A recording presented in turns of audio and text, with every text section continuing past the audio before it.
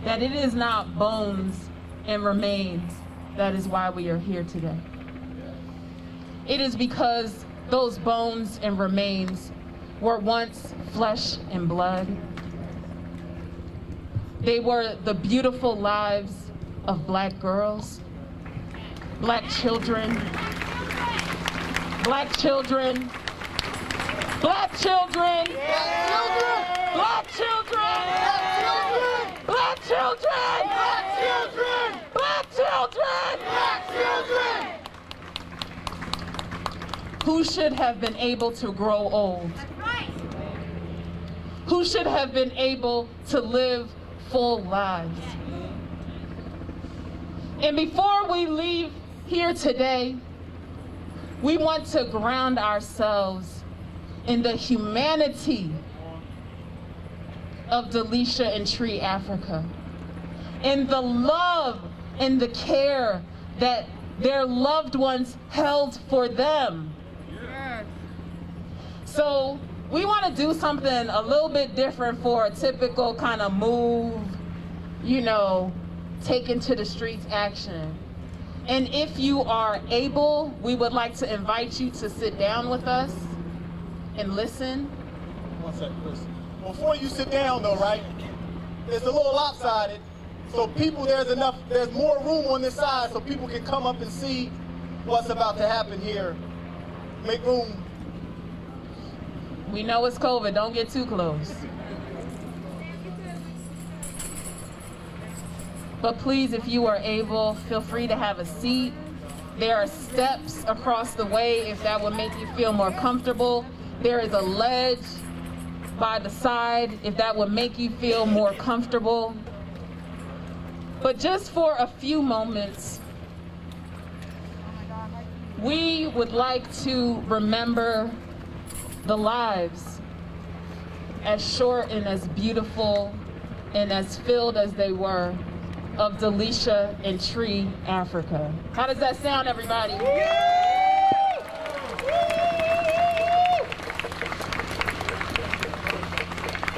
All right. So, as my good brother, Mike Africa Jr., who is a second generation member of the MOVE organization, as he mentioned at the other side, this brings up a lot of horrific memories. And so I want us to literally send some love to our good brother, Mike Africa Jr., as we go through this moment. I want you to send some good love to Mama Pam Africa as we go through this moment. Let's give them some love. Let's show them some love. Royalty! Royalty! That's right. Pam Africa is royalty. She's our royalty. And if you don't know, now you know. That's right. All right? So, you ready? You ready? I'm ready. All right, so. Y'all hear me? Yeah. So, when you hear MOVE children, meaning when people outside of the MOVE family hear MOVE children, you all might not know what that means, to be a child of MOVE. And so, as a kind of starting point for this conversation, Mike, how about you tell everyone here what it meant to be a MOVE child? What was the unique bond that MOVE children, yourself, Delisha, Tree, Netta, Little Phil, Tomasa, Birdie, what was that bond that you all shared? That bond was like inseparable. You know, we did everything together. I mean, I think a lot of the bond was because of the trauma we experienced. I think a lot of it was because we were all kids together, you know? And we spent a lot of time just together. You know, something that people don't really like know about Tree and Delisha and a lot of the kids, one of the reasons we were together is because our parents were in prison. You know, Tree's mother is Consuela. She was in prison with my mother. And Delicia's mother is Janet, and she was in prison with my mother. And the same was true for Phil. Janine and Phil was his parents. Delbert is Delicia's father. So we had so much time around each other just because of that, but also because kids have their own language. You know, the kids, I remember this, some of our supporters from France came to Philly, and my son was playing with their daughter. My son don't speak French, and their daughter didn't speak English, or American, whatever this is. But they interacted with each other as if they'd known each other for years. And that's what it was like with us. You know, we just bonded, but we were so close to each other. We did everything together. We slept in the same room together. We laughed together. We cried together. We were terrified together, you know. I think that's what really, like, cemented us as a unit. And today, all of the kids that I was growing up with, the ones that didn't get killed, I still am in touch with all of them.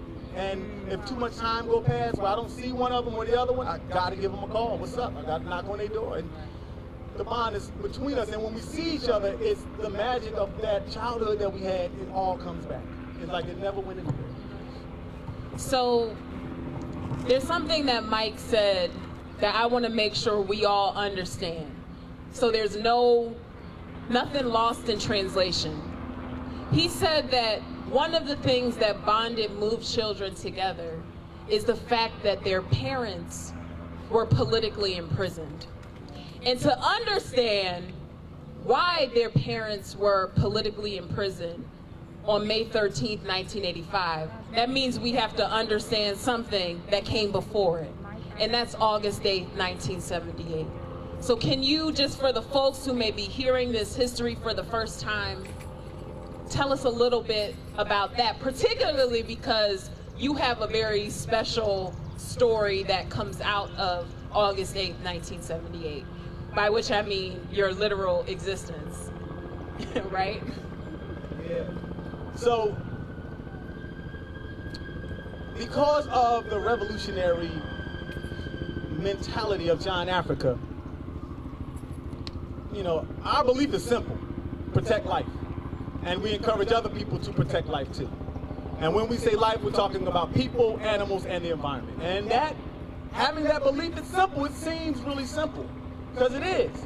But it is an extreme threat to the system, because when you're talking about protecting life, and these people clearly are talking about punishing life, the suffrage of life, right? The pollution. So John Africa taught moved people this belief, and practiced it, and we were attacked for it. And on August 8th, 1978, hundreds of cops came out to our house with helicopters.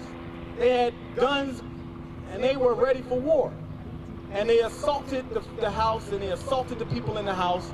And my mother was in the house, and Tree's mother was in the house, and Delicia's mother was in the house.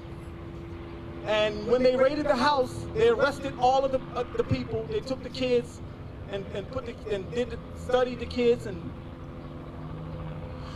then our parents all went to prison, and the judge gave them a 100-year sentence. And the people that were in the house May 13th were fighting for the release of the people that were in prison.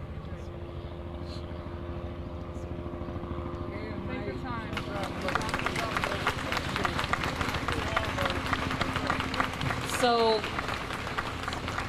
in many ways, in case you all don't know this, and you can actually learn about this in a little documentary called 40 Years a Prisoner, which maybe some of you have seen, Mike's very existence in a way is a miracle, because his parents Debbie Africa and Mike Africa Sr.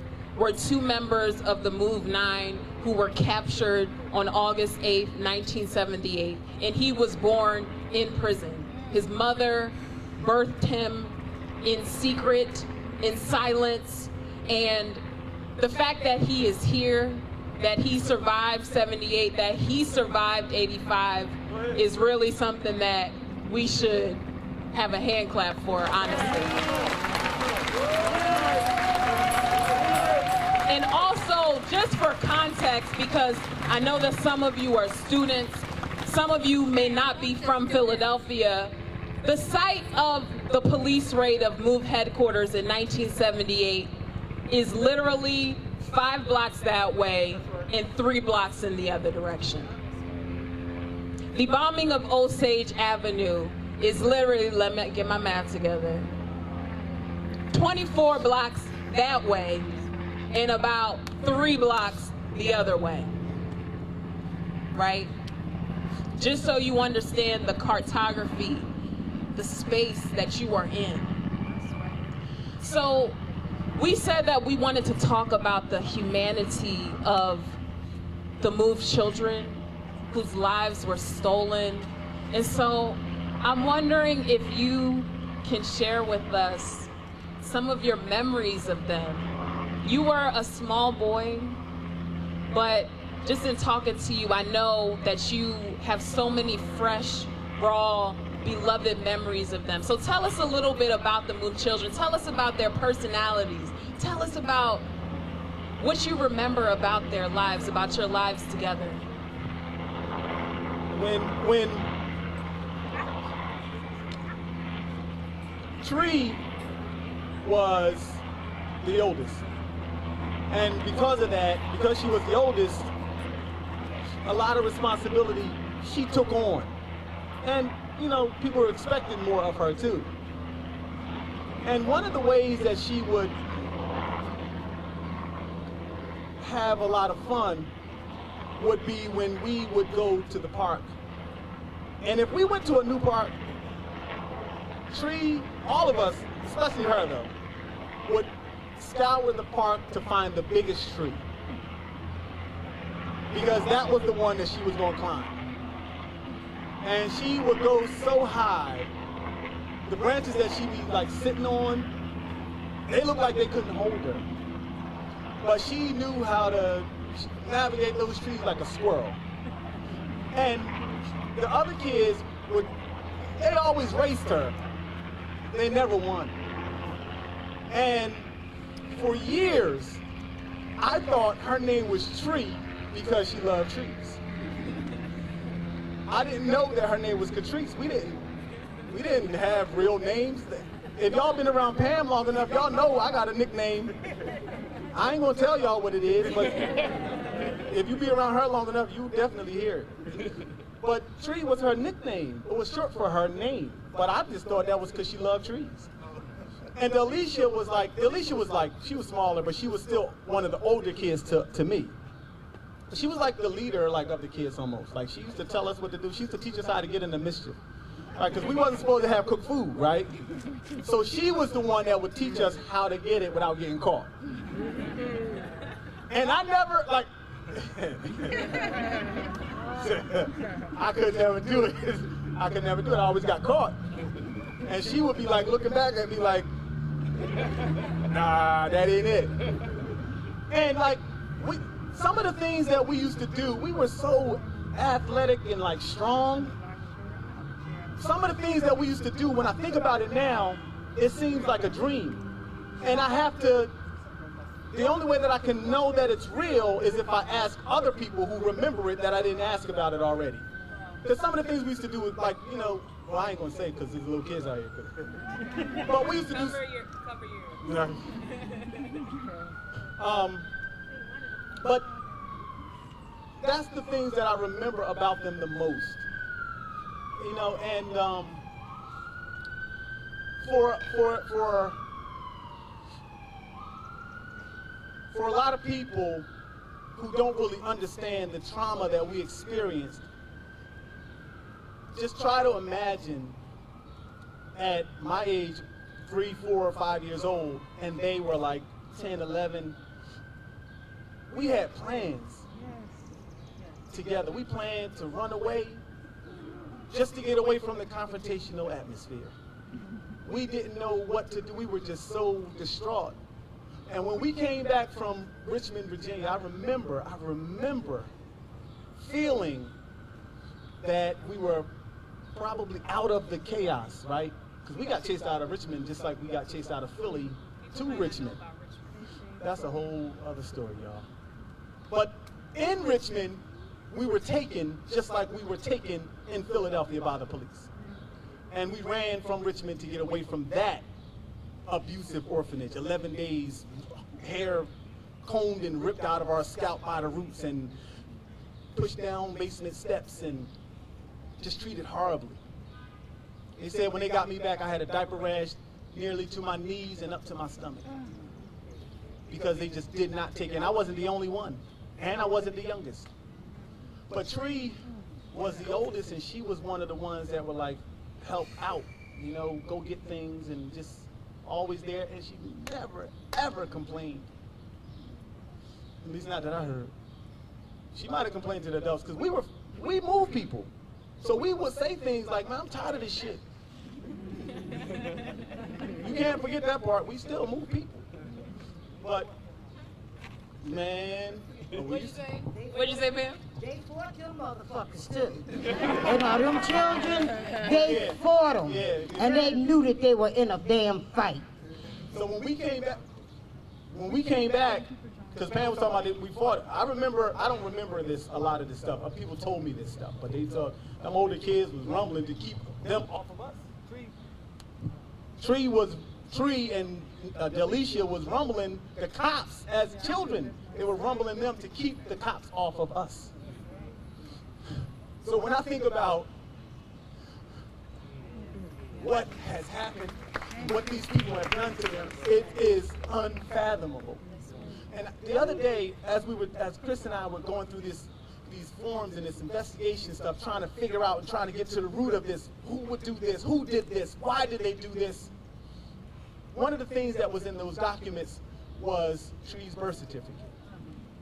And when I looked at the birth certificate, I saw her footprints.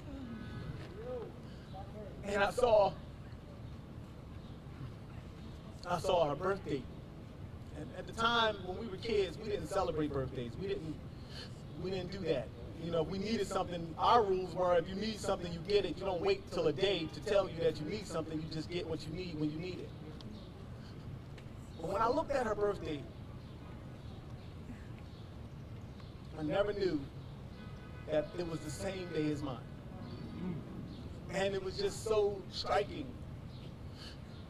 And even though that doesn't really matter, No, it matters. it feels like a stronger connection. And when I think about Delisha and her sister Yvonne, we read the statement, Chris read the statement from Yvonne, her sister, who she never really got to really know. It is such a tragedy. And it makes me so determined, so confident that we are going to bring accountability to these people who did this shit to our people.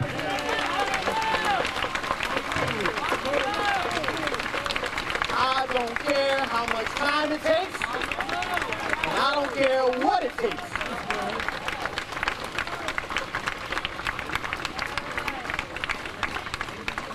All right, let's bring it back. So, for people who don't know where we are physically on Penn's campus, right behind us is the president's house. This is the president's house. And hey, whatever you need to say, y'all can say that.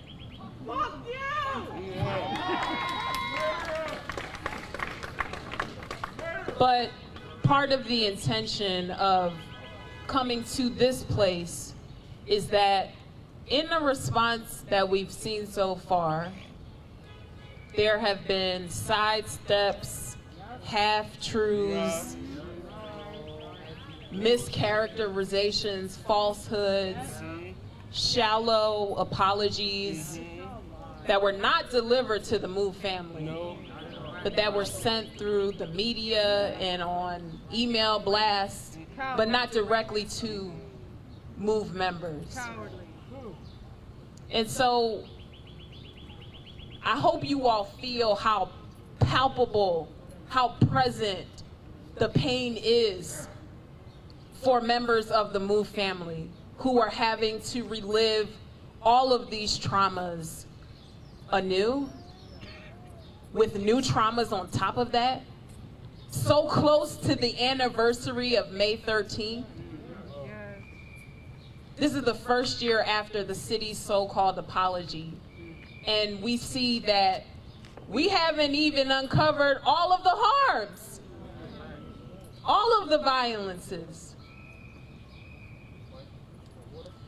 And so we really wanted to remind, or not remind because you didn't know these beloved human beings, but to share with you that they were human beings who had lives and dreams and loves and loved ones.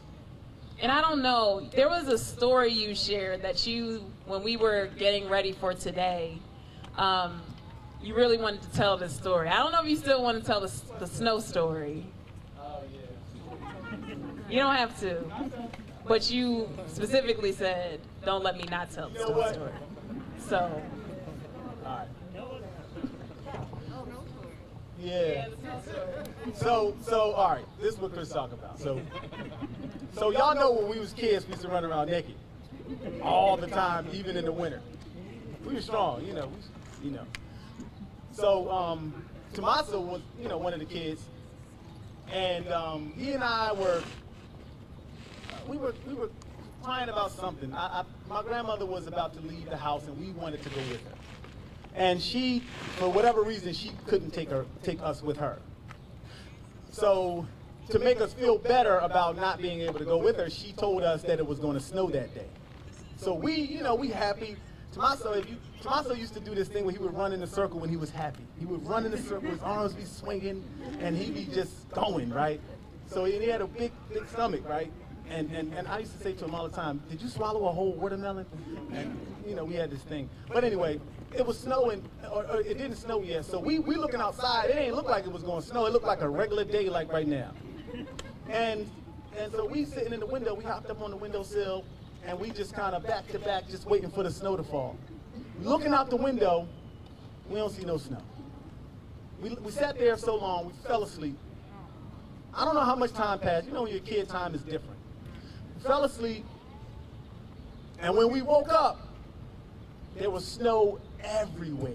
It was, we couldn't see anything. We couldn't see the street, we couldn't see the cars, we didn't see anything. So we looked at each other, we hopped down, and it's snow, it's snow. He opens the front door, and we looking outside at the snow, and we naked. No clothes. My man ran outside and jumped in the snow. He started throwing it up on himself and covering himself in snow. He was white, half white, right? So his body turned red like immediately. And now he's just sitting here looking like, and I'm looking at him and I'm thinking, nah, I ain't doing that. I ran upstairs and I put some clothes on. And then I ran outside. When I got down the steps, he was still out there in the snow. So I ran out there and I joined him, and I'm in the snow and we playing and we just throwing snow up in the air on top of each other. The other kids were there too. They said the same thing that I said. Nah, I ain't going out there with no clothes on. Tommaso, he could really take the cold well. And so we played so much, our clothes got sweaty and wet, and we took them off, throw them down, and we put some new clothes on. Tommaso put some clothes on. We went back outside and we played until those clothes were soaking wet too. And the other kids, they were doing something. They didn't really hang out with us as much. We were younger than they were. when you're a kid, 2 years is a lot, right? It is. Not now it ain't shit. You 40 and 42? That don't mean nothing. But back then it means something. So we got in the house. By the time we were done playing in the snow, Grandma was home. We had a pile of clothes mounded over on the floor. She came in the house and she looked at us and just shook her head and chuckled and was like, "What did y'all do?" And Tree, the oldest, what did she do? Immediately, Grandma started picking up clothes and gathering them up to take them to the laundry, and Tree just instinctively, willingly, without hesitation, helped her do it. And she was smiling the whole time, telling on us, telling them they did this and they did that. They, gathered everything up. That's one of the vivid memories I have. I have a lot of memories, but they're not really clear because I was so young. But that one, I really, really remember that one. We had such a good time, and it was one of the last times I saw them. That's the story. Let's show some more love to Mike Africa Jr. Let's show some more love.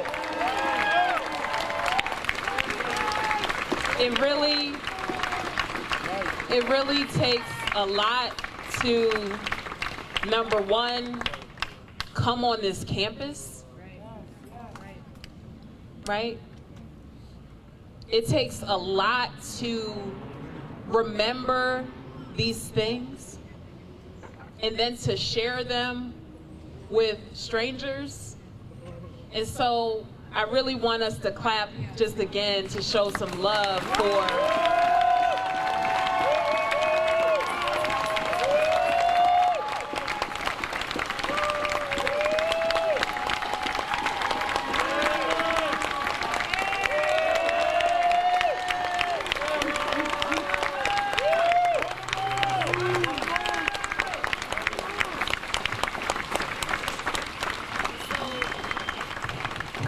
So I think it's really beautiful and poignant that we can laugh and smile in just taking in the memories and of the lives of Delisha and Tree and the other children who were killed on May 13th, 1985, alongside our tears, alongside our rage. But we don't forget that that rage is real. The need for justice is real. The demand for justice is real.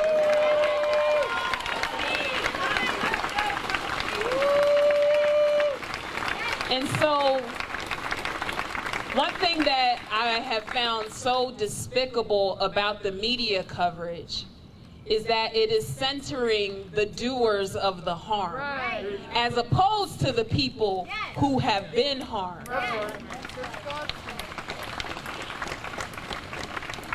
I don't know about what an apology means and looks like to you, but I'm not trying to hear about your apology from somebody else. I'm not trying to hear about your apology until you've come to see me.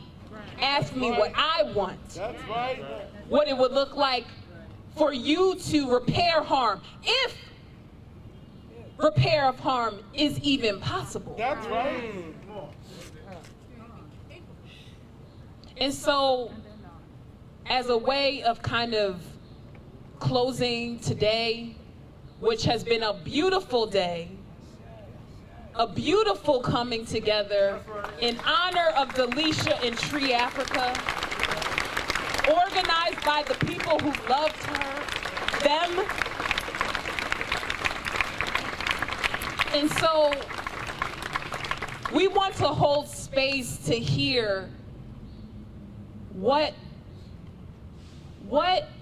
might it look like to honor Delisha and Tree Africa. Not for the media, not for the PR, but in a true transformative and reparative sense, if that is even possible. in the first place.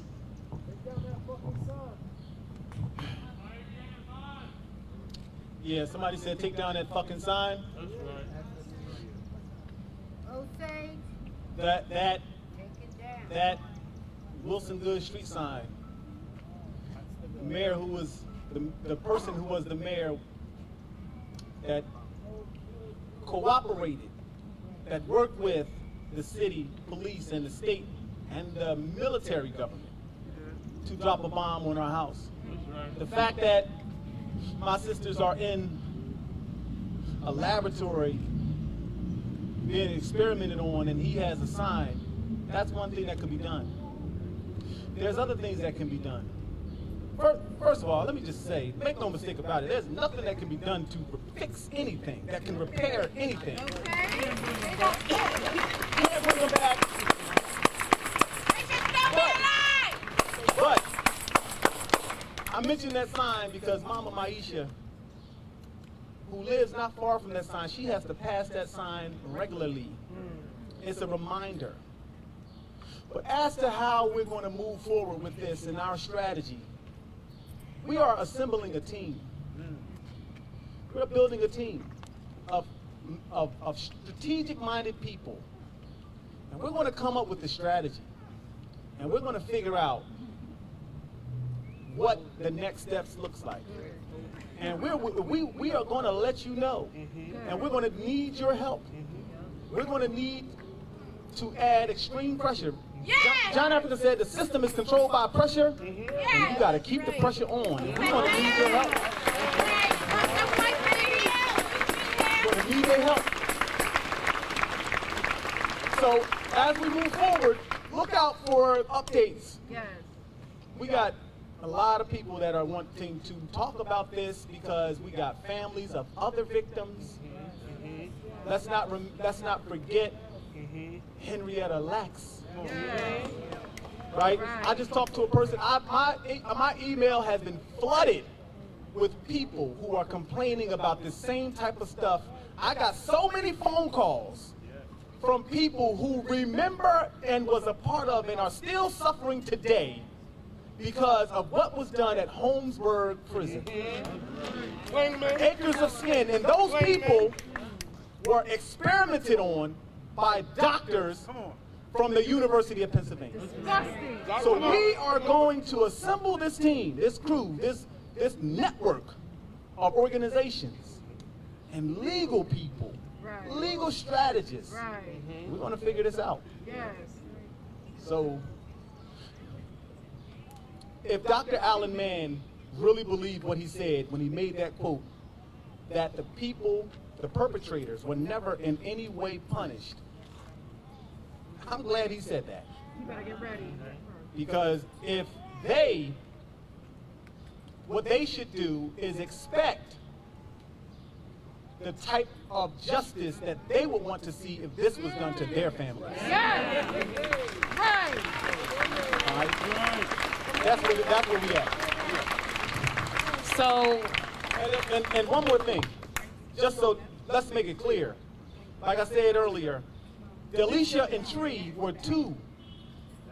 There were 11 people that were murdered. John Africa was my great uncle. Frank Africa was my cousin. And all the other people were my Move brothers and sisters. And there's a lot of connections to those people from other people who might not at this point know about this, but when they find out, I can expect them to feel like I feel. So this thing, we can expect to see this thing mushroom. all right, clap it up, clap it up.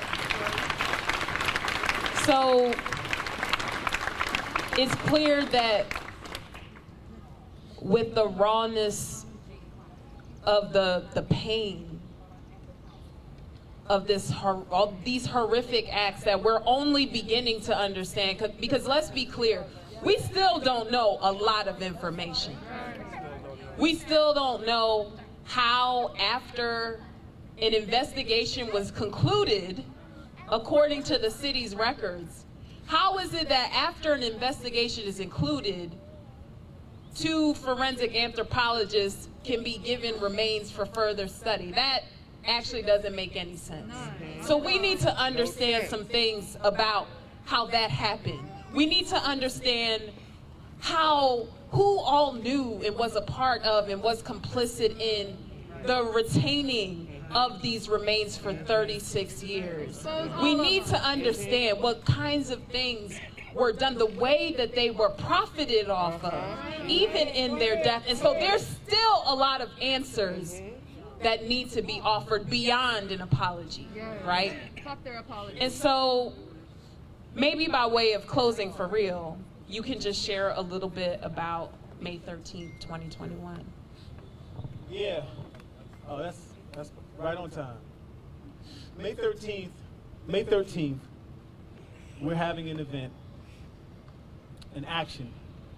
We're gonna protest, we're gonna rally, starting at the Move marker, and we're gonna march to Malcolm X Park, where we will have somewhat of an exhibit of the history of Move, billboards, and we will have people to speak about that day. I will definitely be there. Crystal Strong will definitely be there, and we want you to be there too. May 13th at 5:27, the time they drop the bomb. We're gonna read statements from people that remember that day, and we're going to talk about how we're going to move forward. Write it down on your calendar. Keep it in your memory bank. May 13th, 5:30 or 5:27. It's a Thursday. 6220 or the Move marker on Osage Avenue. Thank you. That is at 63rd Street, which is Cobbs Creek Parkway and Osage Avenue. There is a historical marker there. And so you've heard it here.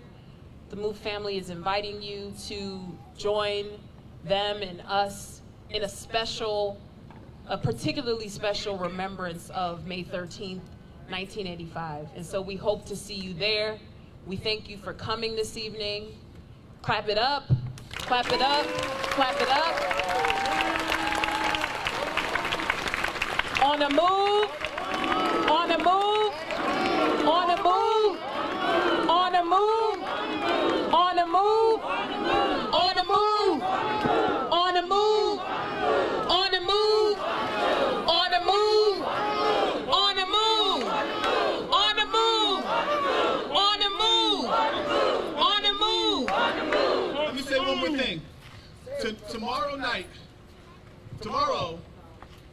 we're going to be talking about this in more depth and in detail about this on my podcast, On the Move with Mike Africa Jr.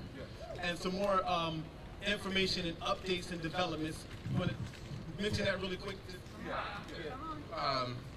Hopefully there will be an article with information that disproves this idea that Manj and Rand are saying, right?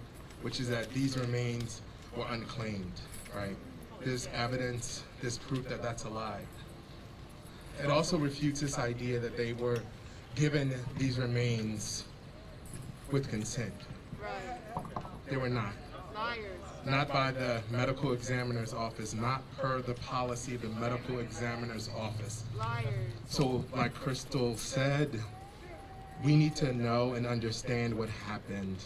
And so look out for some media tomorrow about that. Like Mike said, we're going to be on his podcast tomorrow talking about it. On the move. On the move. And also really quickly, The podcast comes out tomorrow morning. yeah. On the Move with Mike Africa Jr. It comes out tomorrow morning. It's not a time. Yeah, sometime. Try 10 o'clock a.m. and you'll find it. Another thing really quickly. Mike talked about Dr. Klingman, Alan Klingman. I just want to say that name, Alan Klingman. Do your research, please, because this person, his victims, some of them are still alive, right? He experimented on them in Holmesburg prison for patents for Johnson & Johnson. Okay, this man has labs in his name. at Penn today. So we need to draw a connection between Samuel Morton, that cranial collection of his, the grave-robbed remains of Black Philadelphians, the sacred remains of Delisha and Tree Africa, as well as align that with the demands of the Holmesburg people who Klingman experimented on, okay? All right. On the move. Right, on the move. Thank you all for coming. Right. On the move. Let's end this out on one accord. As we can hear, we have some of our next action steps. May 13th, 2021. We will be on the lookout for more investigations that will hopefully provide more answers, because we still have questions that require answers. So before we close out, let's close out on one accord. Delisha Africa! Delisha Africa! Tree Africa! Tree Africa! Delisha Africa! Delisha Africa! Tree Africa! Tree Africa! Delisha Africa! Delisha Africa! Tree Africa! Tree Africa! Delisha Africa! Delisha Africa! Tree Africa! Tree Africa! Delisha Africa! Delisha Africa! Tree Africa! Tree Africa! Delisha Africa! Delisha Africa! Tree Africa! Tree Africa! Delisha Africa! Delisha Africa! Tree Africa! Tree Africa! Delisha Africa! Delisha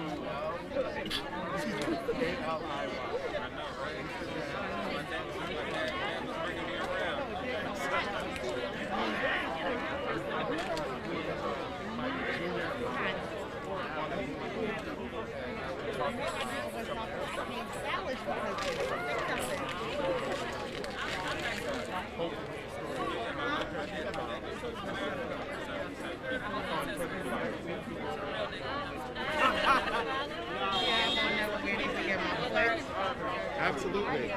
Yes, I would love to have a conversation with you about this. Okay. So hit me up. First of all, your reaction to the amount of people that have come out today. Your reaction to the amount of people who have come out today. I love seeing the people. I love feeling the support. This ain't really new though. You know, we got a lot of support, and you know, when we work, the people come out. You know what I'm saying? So I'm just happy that the people are standing with us and they're supportive. So you know, when I heard about it, it was just so like disturbing. And you were pointing out that no one gave permission. I know my family would have never given anybody permission. That's not how we deal with people in our family that pass away. That's not how we deal with it. Yeah, we wouldn't have been, nobody. You didn't give permission. No, we didn't give permission. Nobody. You spoke about, you know, what would be acceptable to hear from officials, that it's not for them to let the media know, to put it out. It should be a direct thing with the family, and what would be considered an apology. And I heard one gentleman yell, "Take down the sign," or is there anything that can be done? Well, I think particularly just in listening to the family's words themselves, there was a press conference earlier in the week where the parents and the elders within the MOVE organization made it clear that there's no way to repair the harm that has been done.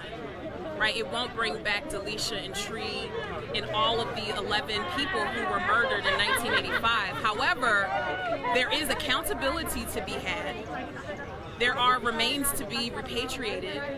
And I think the conversation about what comes next has to center MOVE. And that can't happen if there has been no meaningful engagement. Instead, we have seen sort of, you know, what we've heard has been through the media primarily. This is trauma still. This is trauma still today. Yes. This is trauma still today. Oh, it's excruciating pain. Excruciating. Oh, it's hard to even talk sometimes.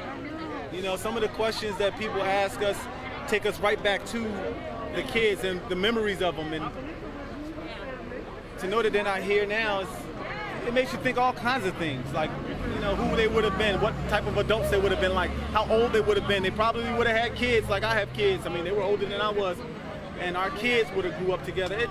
It's all kind of... And the last thing I want to ask you, so we don't hold you too long, is the message here today for this particular location at the President's House is what? Please do. Well, I think that part of what the meaning behind coming to this site of power in the institution is to really make visible and legible the harm that has been done, and to call on the university to make more meaningful, make a more meaningful effort to repair that harm. And that really starts with centering the MOVE family. That really starts with interrogating how this happened in the first place. There is someone who's still employed here who is a center part of this story. And so if there is to be meaningful apology, that, you know, one thing Mike always says is apology without action is meaningless. And so I think that's the message here today. Apology without action is meaningless. And it has to start from the top. This is the person. Crystal, your first last name, and spell it for me in your title. Crystal, Krystal, Strong, Strong. I'm an organizer with Black Lives Matter Philly. I'm also a professor at Penn. Thank you so much. Is there any specific steps of accountability you're hoping to see taken? Is there like anyone you think needs to be fired based on the mistreatment of your family's remains? Yeah. Mines need to be fired. You know, a lot of people need to be fired. So just for people who don't know, who's that? Janet Mines is the person that gave the course, the losing personhood, and whatever it is. She definitely needs a phone call from her superiors, and then the superiors need a phone call from their superiors. This whole thing is rotten, and you can't just like start with one little part of it and cut the one without cutting out all of it. This whole thing is rotten. That museum, that building, that thing that's full of bodies that they stole, that they grave robbed from African American people around this place, that whole thing needs to be torn down to the ground. How much faith do you have that the Penn administration is going to do the right thing? It ain't about what the Penn administration want to do. It's about what the pressure of the people that the people put on them to force them to do, because they don't do what's right. That's obvious, right? So what is necessary is for the people to rise up and pressure, and that's what we intend to do. How do you feel like today went? What are like some of the next steps in trying to right this wrong? Well, we'll see. I think that there's no way to right this wrong. There's a way to take steps toward, some accountability, but there's no really way to right this wrong. These people my sisters has been in a lab for 36 years when they should have been in the ground. They shouldn't have even been in the ground because they should have never been bombed, right? So accountability is it, and we're working toward it. So, I mean, I'm like sorry to even ask this. I know how hard this must be, but how long was it from when did you find out that they had their remains? And is it okay if I ask what that was like? Yeah, I found out a day or two before you found out. And it was traumatized. It was disbelief. I don't know what to think. I felt angry. I felt sad. I felt disappointed. But mostly I feel confident. I feel confident because I know my energy and I know the people around me's energy. And when we want to work on something, we work hard. So I feel confident that we're going to get the accountability we're trying to get. How do you feel about what's going on with Penn? How does that relate to what's been going on with Mumia's condition in prison? Do you feel like there's any common themes at play here? I feel like the city of Philadelphia hired Penn, and Penn is complicit with the city of Philadelphia and vice versa. And the injustices of this entire city is all connected in some way. So, I mean, it might seem like it's a different category, but it's really not, because the same people who dropped the bomb is the same people who put Mumia in prison. So, and it's all connected in some kind of way. Have you noticed a change in the climate and how people view MOVE and like the amount of support you've been getting? Has anything changed over the last few years? I think so. I think a lot of people, when they first saw MOVE, they didn't really know what to think. Locks were not really popular back in the 70s and in the 80s. We didn't know who Whoopi Goldberg was. We didn't really understand. Bob Marley wasn't really here like that popular yet. So there was a lot of confusion about what dreadlocks were. And I think that kind of turned a lot of people off. But I think once it got down to the message and the people could hear the message, I think that made people kind of understand a little bit more. And then locks got really popular, and that changed the game for us for real. That changed the game for sure. I mean, we were still discriminated against for our hair, even in the 90s. So, but now you can't watch a sporting event without seeing locks flying all over the place.